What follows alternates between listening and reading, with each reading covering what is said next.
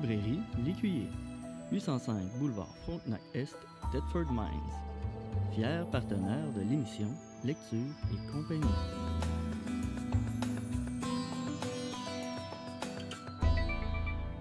Mesdames, Messieurs, bonsoir.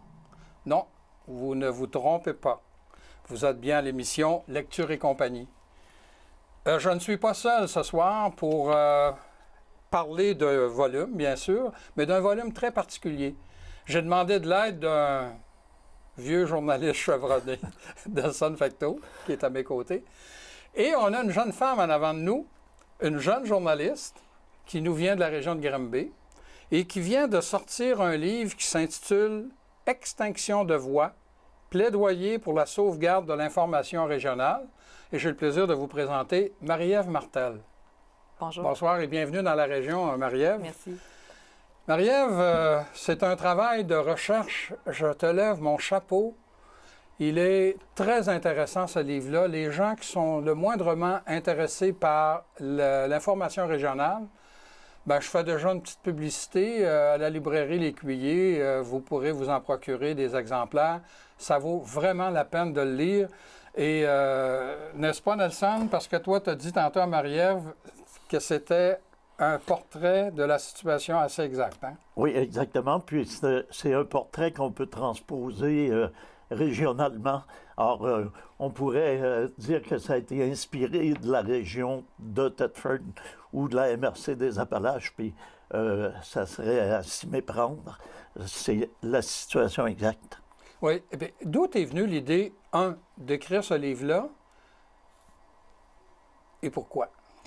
Bien, en fait, Extinction de voix, c'est parti d'une anecdote qui est très personnelle, qui est détaillée dans l'essai. En 2013, alors jeune journaliste à La Voix de l'Est, ça faisait pas un an encore que j'étais là, j'ai été expulsée de l'hôtel de ville de Granby. Non pas par le maire, mais par les citoyens qui étaient sur place, parce que il y avait une rencontre publique qui portait sur le budget et ils voulaient pas que ce soit couvert par les médias. Et ça m'a profondément bouleversée comme journaliste. Et bon, cette anecdote-là, c'est pas vraiment su dans le grand public, mais elle a fait écho dans le milieu journalistique. Puis à partir de là, les gens se sont mis à venir me raconter un peu les entraves qu'ils vivaient eux-mêmes là, dans l'exercice de leur travail. Puis en 2016, il y a une autre anecdote aussi qui est dans le livre, qui est celle de Jeffrey Sanson. Jeffrey, pendant un congrès de la FPJQ, a posé une question qui concernait une ministre qui, si il dérogeait du communiqué de presse, mettait fin à l'entrevue. En fait, c'est une députée, pas une ministre. Et, vu, on était au congrès des journalistes, il y en a certains qui ont tweeté et qui ont identifié la députée en question. Elle a appelé son patron et Jeffrey a perdu son emploi devant moi à l'époque. Donc, j'ai eu envie de lever le drapeau et de dire aux gens, bien, voici ce qui se passe dans les régions du Québec. Parler de toutes ces entraves-là que les journalistes peuvent vivre dans l'exercice de leurs fonctions parce que ce sont des atteintes au droit du public à l'information à quelque part. Puis, donc, en cours de route, bien, en travaillant un peu tout ça, je me suis rendu compte que la principale entrave en ce moment au travail des médias d'information, c'est évidemment d'ordre économique. C'est la crise financière que visent les médias. Donc, j'ai dressé un portrait de situation qui, je l'espère, est assez fidèle de la réalité, dans l'optique là, de susciter une prise de conscience collective là, sur l'importance là, des médias avant qu'il soit trop tard. Nelson, il te l'a dit, puis moi je te le répète, tu as visé dans le mille, dans la cible, parce que ce que tu décris provincialement, c'est malheureusement le cas ici, sur le territoire de la région de Thetford. Quand je dis malheureusement, là, c'est qu'on fait juste reculer de quelques décennies. Il y avait des journalistes à temps plein ici dans la région, là, dont 2 quotidiens, Le Soleil et La Tribune. Il n'y a plus personne là, ici, là, sur ça. Les 2 télévisions, disons, dites locales, avaient du personnel. La télévision, là, c'est en diminuant aussi. Les hebdos, c'est la même chose. Nelson a fait une recherche pour le Bercail, qui est la revue de la Société des archives et généalogie, hein, c'est ça? Oui, c'est ça. Et quand on regarde qu'est-ce qui arrive, tout se réduit à des peaux de chagrin.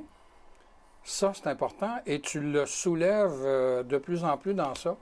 Parler de l'importance de l'information régionale. Qu'est-ce que ça a fait comme bénéfice? C'est quoi la surprise que tu as eue quand tu as fait ta recherche, qui a sûrement dû prendre plusieurs mois?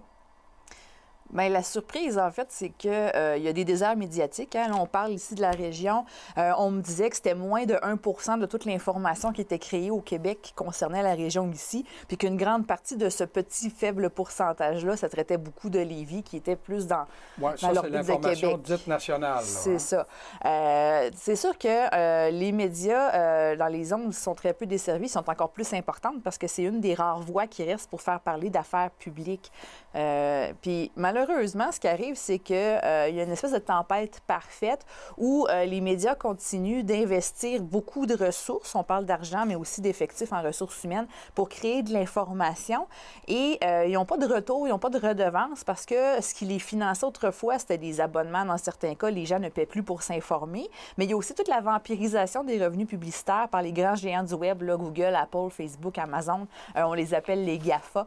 Oui. Donc, il n'y a pas de retour sur investissement. Donc, c'est normal à un moment donné qu'à force de produire de l'information sans avoir de retour sur investissement, que la situation économique des médias devienne précaire. Et ça a amené déjà beaucoup de fermetures. Hein. Dans les 7 dernières années, on n'est pas loin de 50 hebdos, par exemple, qui ont fermé au Québec. Et les gens prennent leurs médias pour acquis, on s'entend. Il y a beaucoup de gens leur journal a toujours été là, ils y pensent, mais ils ne le consultent plus ou ils n'annoncent plus dedans pour diverses raisons. Et là, quand il disparaît, les gens ils tombent des nues. C'est comme s'ils ne l'avaient pas vu venir. Mais pourtant, tous les médias en ce moment au Québec sont menacés de disparaître s'il n'y a pas une prise de conscience de leur importance pour chaque communauté. Oui, puis le gouvernement provincial qui vient d'autoriser les villes à ne plus publier leur avis public dans les médias. Tout à fait. Alors, c'est des pertes de revenus additionnelles, ça? C'est des pertes de revenus. Dans certains cas, ça peut être le salaire d'un journaliste ou deux à temps plein. Mais dans la plupart des cas, l'investissement des avis publics, ça représente moins de 1 du budget d'une municipalité. Donc, quand on dit que c'est pour faire des économies, bien, c'est des économies à peu près négligeable. Donc, c'est vraiment plus une question idéologique rendue là, je pense, là, de retirer les avis. On prétend que les gens vont aller sur le site web de la municipalité pour les consulter. Personnellement, j'en suis pas si sûre. Je donne l'exemple de la ville de Belleuil qui a fait un sondage sur son site Internet pour savoir est-ce que les gens vont consulter l'information municipale sur le site Internet. Évidemment, ils ont eu un taux de réponse positif d'à peu près 90 %, mais ceux qui ont répondu au sondage, ce sont déjà les citoyens qui vont sur le site Web. Ça ne tient pas compte de ceux qui n'y sont pas, et donc les gens qui auraient pu répondre non, c'est des gens qui ne sont même pas allés sur le site pour voter. Donc, je pense que c'est dommageable pour l'information du public. Les pouvoirs de décision ont quitté les régions aussi. Quand on regarde à une certaine époque, si je recule de 20-25 ans, le pouvoir de décision était sur place. Les hebdos appartenaient à des intérêts locaux, alors que c'est plus le cas, là. Oui. Bien, ça a été rebalancé, en fait, parce que oui, on assistait à une concentration de la presse dans des grands centres. Je veux dire, on avait TC Média qui possédait la plupart des hebdos au Québec jusqu'à l'année dernière. Avant ça, en fait, il y a eu la guerre des hebdos où là, on avait Sun Média qui est une division de Québécois avec TC pendant 5 ans. Puis avant ça, c'était des intérêts locaux. Et maintenant, depuis que Transcontinental a remis ses hebdos à vendre, on a remarqué de plus en plus d'intérêts locaux qui ont racheté certaines publications. Donc, on a des petits groupes de presse, mais qui sont ancrés dans la communauté. Et ça a eu pour effet aussi, justement, là, de tirer la sonnette d'alarme parce que quand Transcontinental a dit qu'il mettait tous ses hebdos à vendre, bien, les gens ont eu peur de perdre une partie de leur histoire, hein, parce que veut pas, un média local, ça documente l'histoire de cette communauté-là en direct. Et je pense que ça a suscité une prise de conscience assez, en tout cas, pour que des gens veulent sauver ces titres-là, puis à tout le moins essayer de tenter de faire survivre l'info locale dans leur milieu. Oui, mais ce que Nelson vient de soulever, dans la région, là, c'est exactement ça. Actuellement, sur le territoire de la MRC des Appalaches, là, la grande région de Thetford, il y a seulement 2 médias qui appartiennent encore à des intérêts régionaux. La télévision communautaire, et l'autre aussi, c'est un média, un mensuel communautaire qui ne couvre qu'une partie de la MRC, soit la partie sud, dans le secteur de Disraeli, et le cantonnier, pour ne pas le nommer, là, et ce sont des gens qui travaillent bénévolement à la parution de ce mensuel. Mais tous les autres médias, que ce soit au niveau de l'hebdo, que ce soit au niveau de la radio, ça ne nous appartient plus. Quand je dis ne nous appartient plus, je veux dire au niveau régional, là, ça appartient à des intérêts qui sont à l'extérieur de la région. Et on en subit les conséquences. Et quand Nelson parle aussi des centres de décision qui disparaissent, ne serait-ce que des regroupements, prends l'hôpital. Auparavant, on avait une entité qui nous appartenait ici. Maintenant, c'est une entité qui appartient, on ne sait plus à qui, mais sur le grand territoire de la région Chaudière-Appalaches, qui part de Disraeli jusqu'à Montmagny. On ne sait plus à qui s'adresser parce que les centres de décision ne sont plus ici. Bien, c'est le symptôme de la dévitalisation des régions. Puis je ne dis pas par là que les régions manquent de vitalité. Au contraire, c'est le manque d'information. S'il n'y a pas de médias locaux qui sont là pour couvrir ce qui se passe sur le terrain, c'est sûr qu'à l'instance régionale, on va dire ça comme ça, le message ne se rendra pas. C'est toute une perte de belles initiatives. Il y a aussi des moins bonnes nouvelles, mais des choses qui ne sont pas jugées suffisamment d'ampleur pour être dans des médias plus régionaux dont on n'entendra plus parler. Des fois, ça peut être le petit athlète du coin qui a gagné une compétition. Bien, lui, si on se met à le suivre, peut-être qu'un jour, il va se rendre à des niveaux supérieurs. Là, il va attirer l'intérêt de médias plus régionaux, mais à la base, sa communauté est là pour l'encourager. Mais si on ne sait pas ce qu'il fait, on ne pourra pas être derrière lui. Il va peut-être avoir un commanditaire local qui va décider de l'encourager, puis ça va faire une différence dans sa jeune carrière. Donc, il y a tout ça, les organismes communautaires aussi. Je veux dire, des fois, ils font des miracles avec peu de moyens, mais s'il n'y a personne pour souligner cette initiative-là, ça va sombrer dans l'oubli, alors que ça aurait pu donner lieu à un nouveau partenariat ou à aller chercher des bénévoles de plus. Donc, c'est tout le maillage de la société, en fait, là, qui est diminué par la disparition des médias régionaux. Ouais, moi, j'ai bien aimé les exemples portant sur le domaine sportif et les équipes sportives pour avoir travaillé longtemps là-dedans. Et effectivement, il y a des choses qui sont passées sous silence parce qu'il n'y a pas de médias qui leur portent attention là, en raison du fait que ce n'est pas nécessairement très important, mais localement, très souvent, ça l'est. Ouais. Mais ce qu'on observe aussi, puis c'est probablement le cas dans votre région, c'est que les médias qui, ont des difficultés financières en raison du contexte, avant de complètement disparaître, vont essayer de se recentrer un peu. Donc, ils vont éliminer des territoires graduellement. Je pense un peu que ce qui est arrivé avec Le Soleil puis La Tribune par ici, c'est qu'ils vont se resserrer, se recentrer pour essayer de garder leurs ressources pour continuer à avoir un niveau de production qui, malheureusement, permet plus d'envoyer un journaliste au-delà d'une certaine distance. C'est un peu comme le jeu de Jenga, là, la tour avec des morceaux de bois. Un gestionnaire de presse, maintenant, va essayer d'enlever, couper ici, couper là, en espérant que la tour ne s'effondre pas. C'est exactement le même principe dans les salles de rédaction. Mais Marie-Ève, quand tu dis qu'à un moment donné, les dirigeants là, des médias disent « Ah, bon, on n'a plus les moyens d'envoyer quelqu'un, là, mais qu'il arrive de quoi où il y a de la marde, là, tu vas voir, ils vont trouver de l'argent pour nous en envoyer. » Hein? Les médias nationaux, puis d'ailleurs, tu le dis toi-même, il ne faut pas se fier sur les médias nationaux pour faire ressortir les enjeux d'une région. Mais par contre, quand il y a de quoi qui se brasse, prenons l'exemple le plus gros qu'on a eu au Québec, là. Quand est-ce qu'un média national est allé passer du temps à Lac-Mégantic? Quand? Tout à fait, vous avez raison. Quand il y a eu des morts, puis une explosion, puis qu'on a parlé à travers la planète.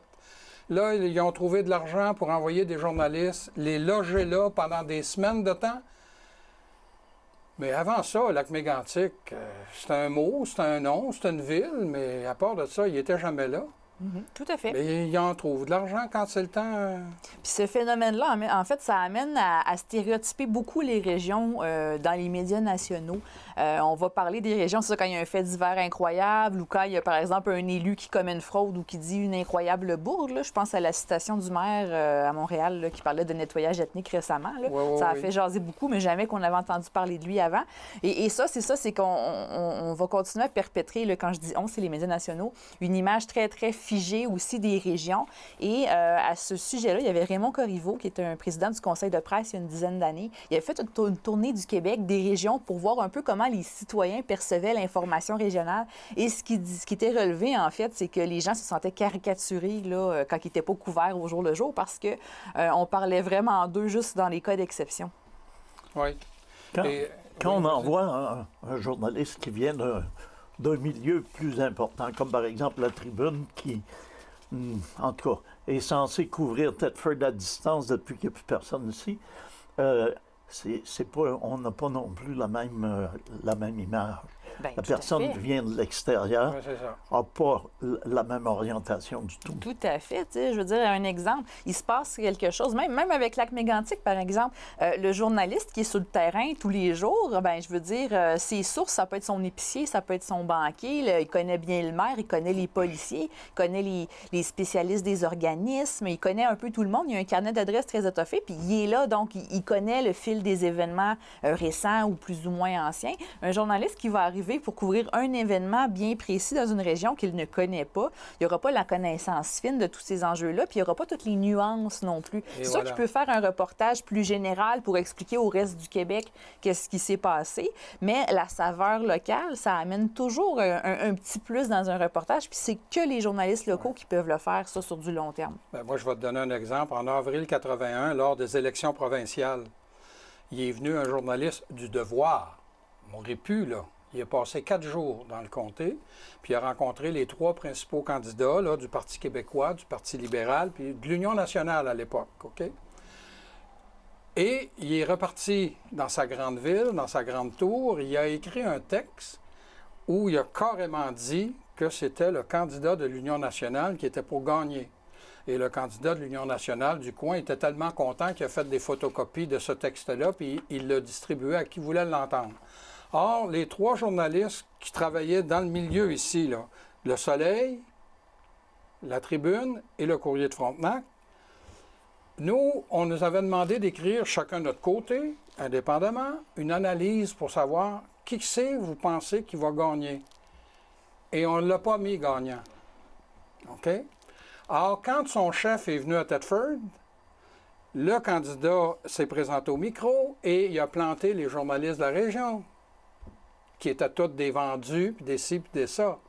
Mais quand le résultat est sorti le soir du 13 avril, le candidat de l'Union nationale avait 15,79 % des voix, le Parti libéral 30,43 %, puis le PQ 53,29 %.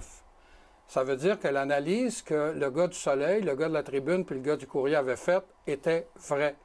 Mais nous, on vit dans le milieu. Mon nom est dans l'annuaire, moi, puis mon numéro de téléphone, puis mon adresse. Le gars de Montréal, lui, on ne l'a jamais revu, là. Alors, quand tu dis que, tu sais, les nuances, puis nous, on vivait dedans. Hein? Mm-hmm. Moi, j'aimerais vous entendre sur la proximité des sources d'information. Ah oui? C'est à la fois, je pense, c'est un couteau à 2 tranchants. Ouais. C'est à la fois un avantage d'être tout près des sources d'information. Et puis, quelquefois, ça peut jouer contre. Bien, tout à fait, hein? Parce que oui, on vient de parler des avantages de connaître un peu tout le monde dans le milieu. C'est que on peut facilement avoir accès à des sources d'informations pour travailler, mais ça reste qu'on doit quand même toujours marcher sur des œufs, hein? Parce que c'est ça, votre source pour un article, bien, ça peut être quelqu'un avec qui vous avez un potentiel conflit d'intérêts aussi. Je pense à un journaliste en particulier qui était affecté à la couverture des arts dans son milieu. Je ne le nommerai pas, mais c'est son beau-frère qui était le promoteur du plus important festival de musique dans sa région. Et on se dit, bon, bien, on va l'envoyer au sport, comme ça, il ne sera pas obligé de parler avec son beau-frère pour une entrevue. Mais le beau-frère en question était aussi propriétaire d'une équipe de hockey. Donc, c'était impossible pour lui de s'en sortir. J'ai aussi eu vent d'un cas où le journaliste qui arrive dans la région pour commencer un nouvel emploi dans un petit milieu, bien, l'appartement qu'il a trouvé à louer pour habiter, bien, c'était le bachelor du sol de la maison du maire. Donc, il y a des histoires comme ça. Et donc, là, à ce moment-là, il faut faire doublement preuve de professionnalisme et puis il faut séparer aussi ce qui est la vie personnelle de la vie professionnelle. C'est sûr que dans un monde idéal, plus les salles de nouvelles sont grandes, plus c'est possible d'éviter tout ça. Mais dans un endroit où il y a un seul journaliste, hein, parce qu'il y a encore des médias au Québec qui fonctionnent avec 1 ou peut-être 2 journalistes, c'est plus difficile. Donc là, il faut s'assurer que, OK, on va faire le travail avec les mêmes considérations que si c'était un inconnu. Il faut rester neutre, il faut rester objectif, il ne faut pas avoir peur de poser les bonnes questions. Donc, ça devient difficile quand tout le monde se connaît, mais comme vous dites, hein, c'est 2 tranchants. Oui. Marie-Ève, il nous reste seulement 6 minutes. J'aimerais ça qu'on en parle des solutions. Puis je voudrais, parce que toi, tu dis, il faut trouver des solutions, car autrement, le Québec, peu à peu, sombrera dans le noir et le silence.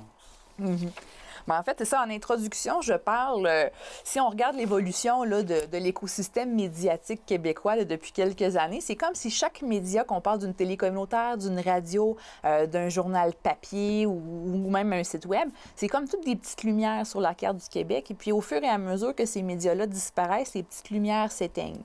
Hein? Donc, à ce moment-là, effectivement, c'est pas un mouvement qui est en voie de s'arrêter. Hein? On parlait d'une crise économique. On n'a pas encore trouvé la recette miracle. Puis je pense que la personne qui la trouverait, ça ferait longtemps qu'elle serait millionnaire. Mais je pense que la solution passe d'abord et avant tout par la prise de conscience que l'information, c'est un bien public. À partir du moment où, comme société, nous, les Québécois, on reconnaît que l'information est un bien public, donc qui découle du droit du public à l'information, bien, tout le monde a quelque chose à faire pour sauver un média. Évidemment, on parle des mesures d'aide. Il y a eu Ottawa qui a annoncé des crédits d'impôt. Il va y avoir une commission parlementaire ou un gouvernement provincial aussi pour se pencher sur la question. Il y a des mesures qui peuvent être faites à partir des gouvernements pour aider financièrement les médias, mais nous, comme citoyens, qu'est-ce qu'on peut faire aussi? Je pense qu'on peut recommencer à investir en publicité. Il y a beaucoup de commerçants qui ont délaissé les médias traditionnels pour aller sur Facebook parce que c'était moins cher, parce que c'était ciblé. Mais bon nombre de ces commerçants-là, c'est des gens qui disent « Achetez pas sur Amazon, achetez pas sur eBay. Moi, j'ai un commerce sur le coin de la rue, je fais des emplois locaux, je génère des retombées économiques locales. » Mais le média local, il fait la même chose. C'est une entreprise de presse qui emploie des gens et puis qui génère des revenus et qui dépense aussi dans la communauté. Donc, il y a un double discours qu'il faut arrêter d'avoir. Et oui, maintenant, investir dans un média, c'est idéologique, mais c'est parce qu'on soutient l'information. Donc, il y a quelque chose à aller chercher, là. Le public peut se réintéresser aussi à son information locale, donner un peu d'amour à son média. Je veux dire, il y a plein de façons. Il y a des médias qui sont des OBNL qui, maintenant, grâce au crédit d'impôt du fédéral, vont pouvoir recevoir des dons de charité. Donc, il y a des mesures comme ça à aller prendre, évidemment. Puis je pense qu'on pourrait aussi reconnaître les médias comme un produit culturel, étant donné qu'on reflète une identité locale, un certain patrimoine, une histoire. Donc, ça pourrait peut-être ouvrir d'autres portes aussi à ce moment-là. Est-ce qu'on est loin du moment où on va reconnaître que l'information, c'est un bien public? Est-ce que c'est chose presque faite ou si on a encore un bon cheminement à faire? Bien, je pense en fait qu'on est en chemin. Je pense qu'il y a une prise de conscience qui a commencé à se faire avec le gouvernement fédéral, mais c'est comme au bien des choses. Hein. On peut dire que oui, l'information est un bien public, mais il faut que les bottines suivent les babines. Hein. Il faut qu'on s'investisse puis qu'on pose un geste aussi pour prouver qu'on le démontre qu'on pense ça. C'est d'autant plus vrai, comme tu dis, je vais chercher ton livre, là, dans ton livre, la valeur la plus importante des médias régionaux est leur capacité d'être le miroir des communautés qu'ils desservent. Tout à fait. Hey, ça, là, je l'ai souligné, cette phrase-là, puis dans le livre aussi. Bien, en fait, c'est la base, hein? Puis je pense qu'on doit se recentrer sur ça. Quand on entend parler du virage numérique des médias, c'est toujours les patrons de presse qui en parlent. Moi, je suis journaliste, je ne gère pas de budget, donc j'ai peut-être le luxe de rêver un peu à d'autres solutions. Mais je pense que l'important, c'est pas le véhicule dans lequel se propage l'information, mais l'information elle-même. Puis je suis convaincue que si un média fait une information de qualité qui est pertinente pour son public, le public va aller la chercher, peu importe sur quelle plateforme il est disponible. Puis je pense que ce resserrement-là de l'information doit passer par une réappropriation des communautés. Recommencer à parler aux gens de qui ils sont, à leur parler d'eux-mêmes, plutôt qu'essayer de faire pareil comme le voisin, puis de faire l'autre, puis d'avoir le contenu juste pour les clics. Je pense que c'est comme ça, c'est la saveur locale qui va permettre aux médias locaux de s'en sortir. Et créer un sentiment d'appartenance. L'entretenir, parce que je pense qu'il existe déjà. Oui, créer, l'entretenir, tu as plutôt raison, c'est le bon verbe à utiliser, parce que les gens qui ne savent pas ce qui se passe dans leur région, c'est difficile d'en être fier, c'est difficile de... Tout à fait. Il faut se sentir concerné, hein? Donc, je pense que c'est en sachant ce qui se passe qu'on peut avoir un plus grand désir de s'impliquer aussi. Malheureusement, le temps de l'émission, Marie-Ève, est déjà écoulé. Il faut dire qu'avec Nelson et moi, et toi, qui a la parole facile, la demi-heure passe vite. Je veux juste rappeler aux gens qui sont intéressés, j'insiste, là, Marie-Ève, tu as écrit quelque chose tellement véridique, tellement à point, à propos. Je vous le montre, là. Allez acheter ça, vous allez l'avoir, là. Il est à la librairie L'Écuyer au Carrefour. Ça se détaille combien? C'est 25 plus 25 la taxe de vente. Mon Dieu, c'est pas cher pour le nombre d'heures que tu as mis, hein? Tu as travaillé combien de temps juste à la recherche? Mais la recherche, en fait, ça s'est fait en même temps que la rédaction. C'était à peu près 9 mois de travail, là, parce qu'évidemment, ils s'écrivaient en même temps que ça se déroulait. Là, donc, c'était toujours de le mettre à jour. À un moment donné, il fallait à l'impression, il fallait arrêter de le bonifier. Oui. Ben oui, hein, parce que ça n'arrête plus. Parce qu'il est très à jour, 2018 dedans, là. Et on attend de suite. J'espère d'ici 2 ans. Ah ben on va te suivre. Avec des bonnes nouvelles, peut-être. Alors, j'avais le plaisir de... Nelson et moi, on avait le plaisir de recevoir une consoeur de travail du Nouvelliste... non, La Voix de l'Est, pardon. Mais c'est le même groupe, c'est correct. C'est le même groupe, hein? Mais c'est pas grave. La Voix de l'Est de Granby, Marie-Ève Martel, chapeau. Merci. Et vous, bien, à la prochaine.